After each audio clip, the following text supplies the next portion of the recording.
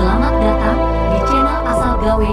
Jangan lupa like, komen, subscribe, dan bagikan. Selamat menyaksikan. Mahia, aku bisa membantumu, Flo. Tapi kita harus pergi ke rumah itu. Rumahmu yang menjadi lokasi kebakaran, karena hanya di sanalah kamu bisa berkomunikasi dengan mereka. Rio berkata dengan antusias, walaupun aku baru mengenalnya, entah kenapa hati ini mempercayainya. Jadi tanpa pikir panjang, aku pun mengiyakan dan menerima bantuannya itu.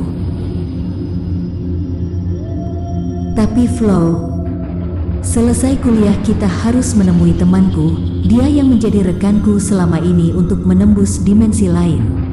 Rekanku itu perempuan, namanya Mahia. Jelas Rio lagi. Jadi, kapan kita bisa menemui Mahia, temanmu itu? Tanyaku dengan penuh harap. Selesai kuliah, kita akan menemuinya. Bagaimana? Baiklah, aku setuju. Sepulang kuliah, Rio terlihat menunggu cemas di tempat parkir. Mungkin dia khawatir aku tak akan menempati janji. Kemudian, bergegas aku menghampiri dia, karena Rio bilang, Mahia hanya akan mau dikunjungi setelah maghrib saja. Kulihat jam tanganku sekilas, waktu masih menunjukkan pukul 12 siang, kami punya banyak waktu. Namun Rio menjelaskan, bahwa rumah Mahia berada di Bandung, sehingga kami harus bergegas berangkat untuk mengantisipasi jika terjebak macet di jam-jam makan siang para pekerja kantoran. Setelah Rio memberikan helm, motor yang kami naiki terus melaju hingga kencang hingga membawa kami menuju kota Bandung dengan menyusuri jalanan yang padat. Rio membawaku pada rumah yang lekat dengan arsitektur Eropa. Bangunannya rumah 2 lantai ini begitu megah bak istana. Apakah ini kediaman dari Mahia? Rio memarkirkan motornya. Di hadapan kami terdapat pagar mewah yang sangat besar dan tinggi. Rio membunyikan bel. Beberapa lama kemudian terlihat laki-laki parubaya yang membukakan pintu kabar. "Apa kabar Pak Darsyun?" sapa Rio. "Baik Den, sudah lama Aden tidak kemari," jawab laki-laki bernama Darsyun itu. "Biasa Pak, lagi sibuk kuliah." Rio terkekeh. "Ini siapa Den, calonnya ya?" Liriknya terhadapku.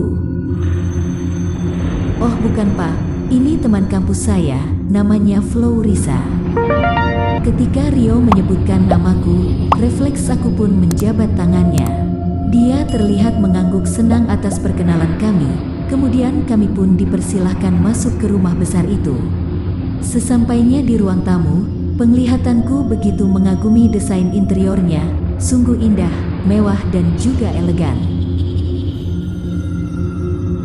Kami dipersilahkan untuk duduk. Tak berapa lama ada seorang asisten rumah tangga yang kata Rio, namanya adalah Big Jum. Dia tengah sibuk menghidangkan camilan dan makanan di meja. Selepas itu, ada seorang wanita dan putrinya yang melenggang menuruni tangga. Dari penampilannya, mungkin dia adalah nyonya besar pemilik rumah mewah ini. Wanita itu menyambut kedatangan kami dengan hangat. Ada adikku tersayang," sambutnya hangat sambil memeluk Rio. "Kak, ini Flo Risa, dia ingin bertemu dengan Mahia," ungkap Rio. "Salam kenal Flo Risa, namaku Marina." "Oh iya, ini putri semata wayangku Angel."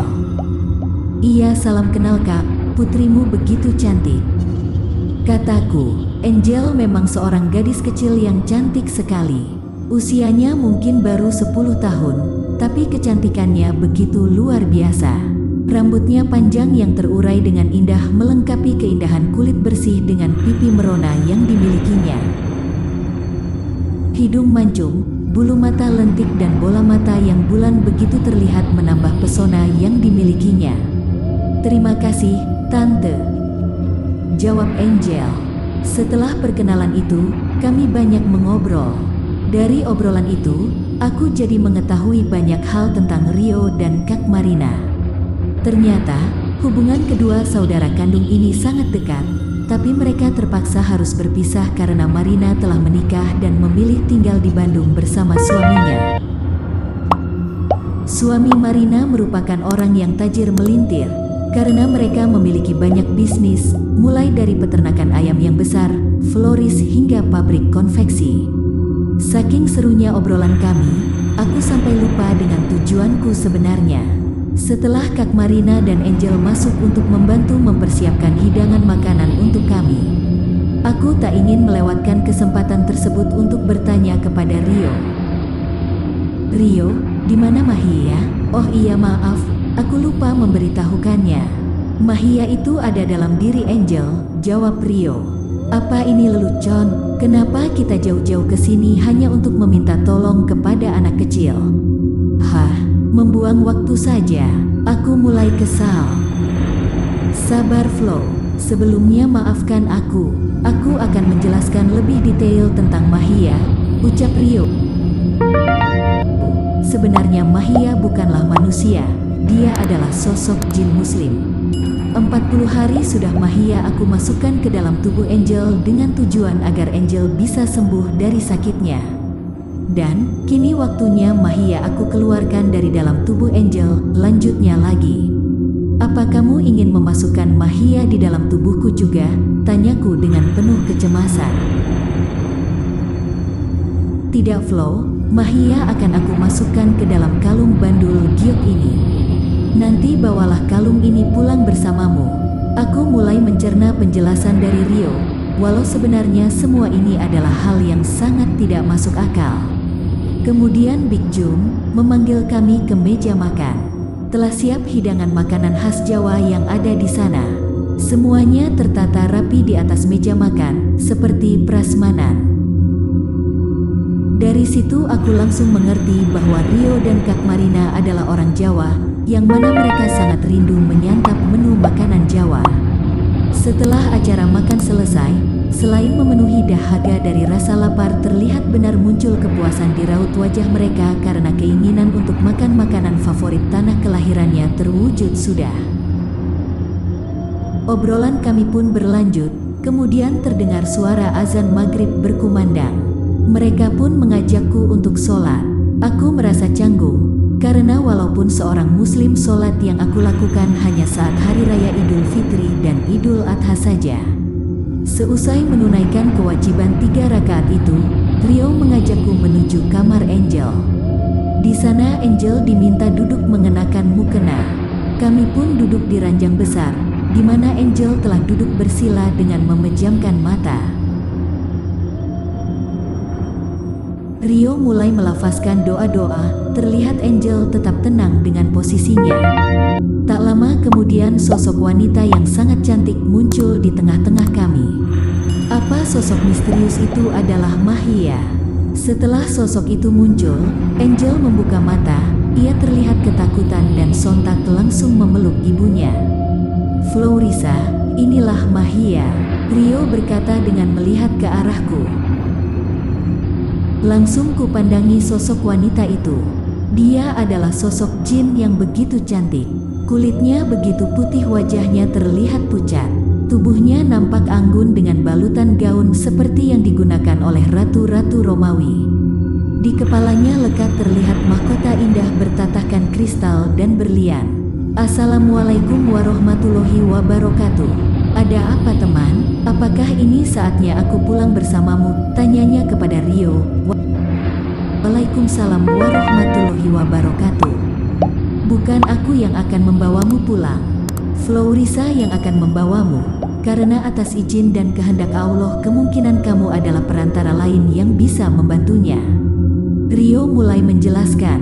Baiklah, sesuai dengan perintahmu, temanku. Lalu, Mahia masuk dalam kalung bandul giok yang dibawa oleh Rio. Selepas itu, Rio langsung memeriksa kondisi Angel. Ketika semuanya dipastikan baik-baik saja, kami bergegas untuk pulang karena hari semakin larut. Rio pun mengantarku pulang, tapi karena tak ingin Elis curiga, aku pun memilih turun di halte bus dekat rumah. Aku memutuskan untuk masuk lewat pintu belakang, karena aku ingin cepat sampai ke kamar. Ketika melewati dapur, aku putuskan untuk mengambil air dingin di kulkas. Tapi rasanya sangat terkejut sekali ketika melihat potongan kepala Tante Maudie ada di dalam freezer. Perutku tiba-tiba begitu mual, rasanya ingin memuntahkan isi di dalamnya. Terdengar langkah kaki memasuki dapur, mungkin itu Mama Alice. Akhirnya aku bersembunyi di balik korden jendela dapur yang berada di dekat meja makan. Dari balik korden terlihat jelas bahwa Alice mengeluarkan potongan kepala itu. Lagi-lagi dia tampil dengan polesan lipstik merah tebal. Diletakkannya kepala Tante Maudie di atas meja makan, Alice terdengar bersiul dan tertawa, kemudian diselingi dengan suara tangisan. "Hei Maudie, wajah cantik yang selama ini kau gunakan untuk mencoba merayu Hans dan mencoba mengambil hati Florissa. Akan aku cabik-cabik wajah cantikmu ini. Hahaha, kalau saja Hans tidak setia, pasti akan berhasil kau rebut. Untungnya dia adalah tipe suami yang setia. Tapi kau tahu, sebenarnya hidupmu selama ini tak ada artinya, karena walaupun setelah kematianmu, tak ada yang merasa berduka sedikit pun. Tapi tenang Maudie, karena aku adalah teman yang baik, aku akan berduka atas kematianmu ini." Alice tiba-tiba menangis sesegukan. Kemudian, Alice mulai memainkan pisaunya. Dia menggenggam erat rambut panjang yang masih melekat pada potongan kepala itu. Alice mulai mencongkel mata yang sudah terpejam itu. Kemudian mulai dikulitinya kulit wajah dari potongan mayat Maudie. Diletakkan pisau di tangannya, kemudian Alice mengambil kapak, meletakkan potongan kepala Maudie di atas meja dan mulai membelanya menggunakan kapak. Melihat pemandangan itu, air mataku mengalir dan kutahan perasaan jijik ini dengan menutup rapat mulut ini dengan kedua tangan. Aksi Alice tak berhenti sampai di situ. Dia mulai mengerok isi kepala Maudie. Dia mengambil otak yang terlihat sudah beku itu. Akan aku buat pepes otak bodohmu ini. Akan aku hidangkan untuk Florissaku tersayang. Setidaknya dia akan mengira bahwa ini otak sapi yang lezat. Ya, seperti otakmu yang tidak lebih bagus dari otak sapi. Alice mulai dengan perkataannya yang tidak waras lagi. Benar, ternyata dia memasaknya. Bumbu-bumbu untuk pepes pun tengah dipersiapkan dan terlihat pula beberapa lembar daun pisang yang akan digunakan untuk membungkusnya. Beruntungnya aku, ketika Alice sibuk memblander bumbu pepes, aku memanfaatkan suara bising blender tersebut untuk keluar dari tempatku bersembunyi. Allah selalu melindungiku, langkah demi langkah membawaku sampai ke pintu depan. Ketika berhasil sampai ke halaman, aku berhasil berlari kencang ke halte bus dekat rumah yang mulai sepi.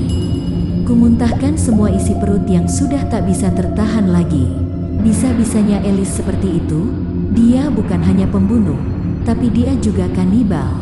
Nyawaku dan nyawa papa akan terancam apabila Alice tetap tinggal di rumah kami.